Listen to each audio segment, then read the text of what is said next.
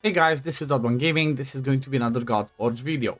In today's video, we're going to have a first look at the third of the starters that we can pick in Godforge, and that's going to be Guan Yu. Now, like I mentioned, this video is going to be a first look and not a guide, because obviously it's only Alpha Phase 1 that I'm getting the footage on, and we don't have all the areas of the game open. So I cannot go make a guide to say like he's good here and there, because we don't have all of that, but there's going to be one coming in the future, so I guess let's just jump in and check out Guan Yu.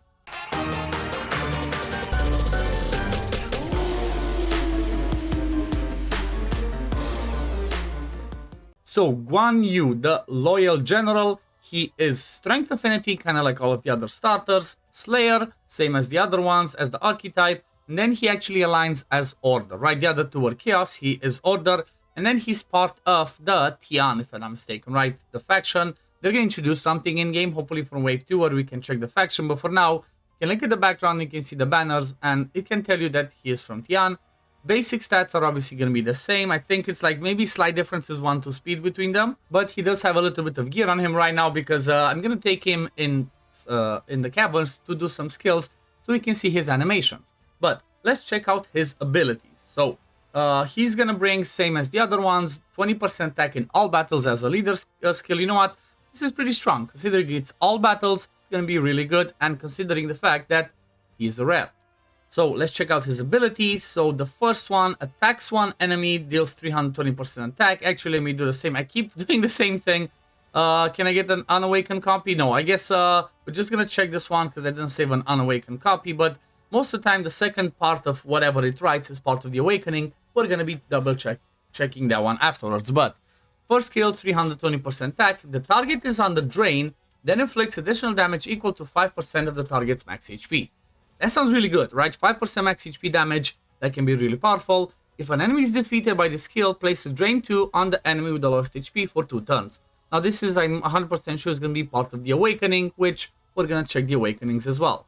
But let's go over to the core ability. 4 turn cooldown is going to go down to a 3. We're going to see when we skill that up. Attacks all enemies, dealing 420% attack with a 25% chance to strong hit. Has a 80, goes up to 100% chance to place drain on each target for 2 turns. Also heals this hero for 15% of the damage inflicted, which is really good, right? Drain only brings you kind of that lifesteal, the healing when you do damage, but also having that in the skill is really powerful. Then if you look at his ultimate, attacks all enemies, dealing 340% attack. Then attacks 2 random enemies, dealing 140% attack. If an enemy is defeated, places initiative up to on this hero for 2 turns.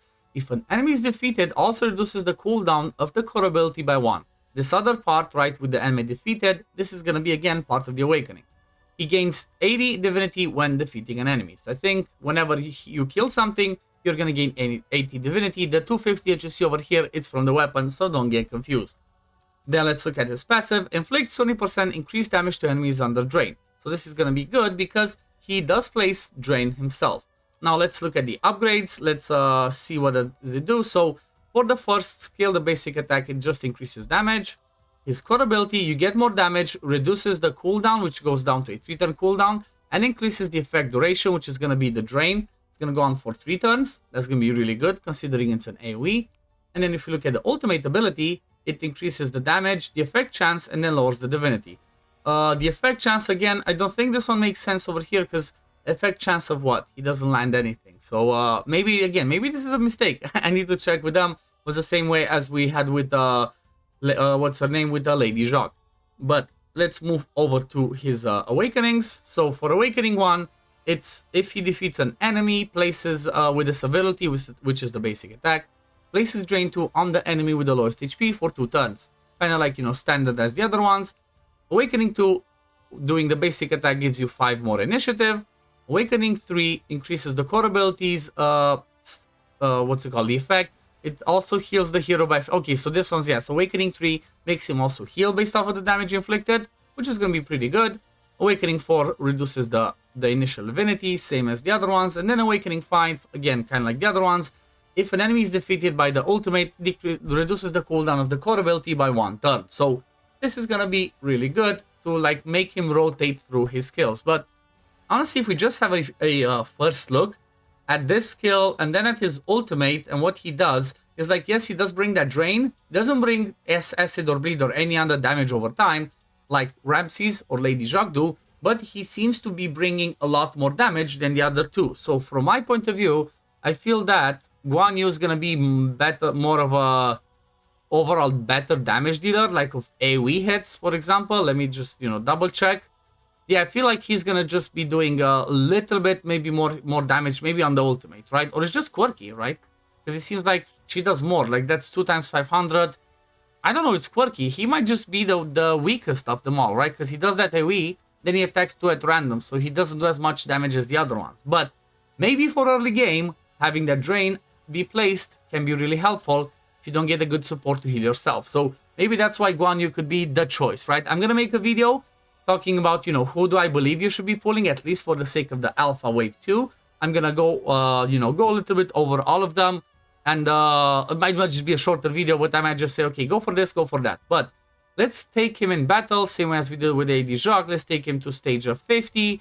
And let's see what he is up to, right? Let's see how his animations look, because they're really cool, right? They did a really good job with the animations, with the skills, with stuff. So definitely want to see them in action. Okay, let's do this.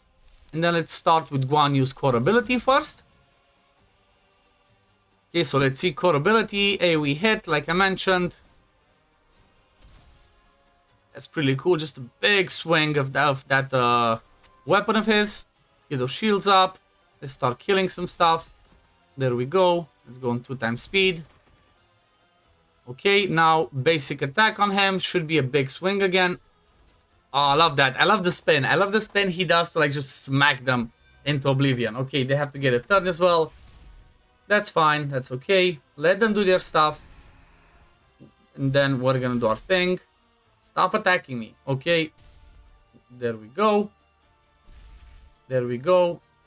Okay, so now we have his ultimate. So ultimate, you click on the portrait if you did not know. Ultimate is gonna be another AoE hit. Oh, I love that. Again, he does that spin, but this time he just slams his spear into the ground and then just kill stuff. And then let's do basic attack and kill him. But yeah, that looks definitely pretty cool, pretty fun. I like the design, right? I like the design and visuals.